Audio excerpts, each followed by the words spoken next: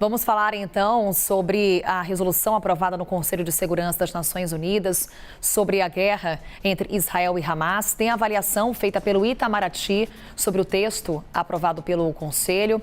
Segundo o Itamaraty, esse é o primeiro passo contra a escalada do conflito. Pedro Nogueira vai trazer mais detalhes para a gente dessa apuração, Pedro. E quais são as outras avaliações feitas com relação a essa resolução aí no Ministério das Relações Exteriores? Um bom dia para você. Oi, Carol, bom dia a todos que nos acompanham nesse novo dia aqui na CNN Brasil. Carol, a leitura da diplomacia brasileira é de que essa resolução foi pouco incisiva, principalmente na condenação aos bombardeios de Gaza aos bombardeios à região de Gaza, que acabam deixando um grande número de mortos entre a população civil e a população que não está relacionada ao conflito. Mas os diplomatas também fazem uma avaliação de que essa é uma resolução possível no momento e que ela abre o caminho para uma próxima conversa, para novas resoluções durante as próximas semanas. Lembrando que essa é a primeira resolução que o Conselho aprova sobre esse conflito desde que ele começou, no dia 7 de outubro, e também a primeira resolução que o Conselho aprova desde 2017, ou seja, há 6 anos o Conselho de Segurança não tomava uma decisão efetiva sobre o conflito Israel-Palestina.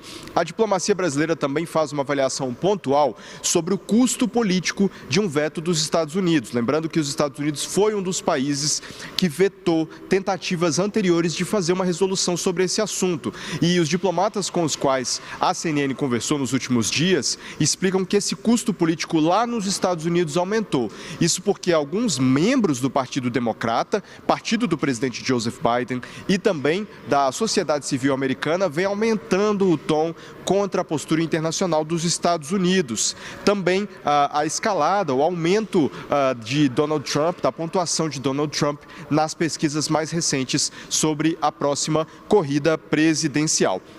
Quando a gente lê essas resoluções da ONU, Carol, o que é importante a gente analisar são os verbos que os diplomatas usam, e isso é o principal campo de disputa política nessas resoluções. Então, a leitura dessa resolução mostra que ela é bem mais branda. Ela não usa os verbos mais intensos, ali exige, determina, como a gente vê em outras resoluções. Ali a linguagem ficou mais para apelar ou exortar, que são vistos como uma linguagem mais suave entre os diplomatas e permitem, então, um consenso maior, ou permitem pelo menos evitar os vetos dos membros permanentes. Nessa votação, 3 membros permanentes se abstiveram, ou seja, deixaram de votar contra ou a favor. São eles o Reino Unido, a Rússia e os Estados Unidos. Reino Unido e Estados Unidos, por exemplo, afirmam que essa resolução falha em não condenar o Hamas, que é uma exigência constante da diplomacia americana. Antes de encerrar, Carol, eu quero mencionar rapidamente o que é que efetivamente traz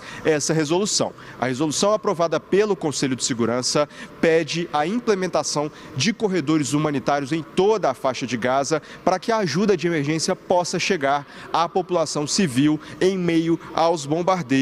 Também menciona a proteção de civis e de crianças e pede a liberação imediata e incondicional de todos os reféns. Carol. Obrigada, Pedro, pelas informações direto de Brasília, assunto que traremos em detalhes em instantes, mais informações para você.